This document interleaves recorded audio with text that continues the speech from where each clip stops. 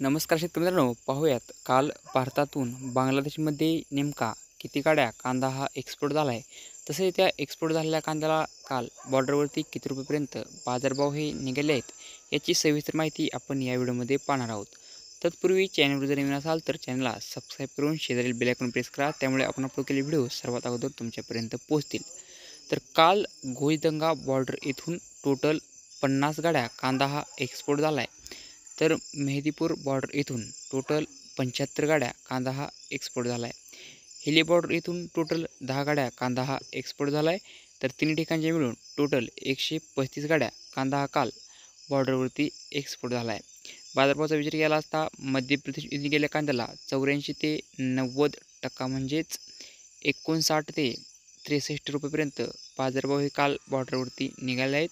तर नाशिक येथून गेलेल्या कांद्याला 90 ते 95% म्हणजेच 63 ते 67 रुपयेपर्यंत बाजारभाव हे निघाले आहेत.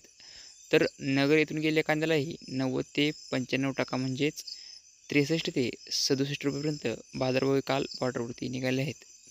साऊथ येथून गेलेल्या कांद्याला 93 ते 97% म्हणजेच 65 ते 68 रुपयेपर्यंत बाजारभाव हे काल बॉर्डरवरती निघाले आहेत.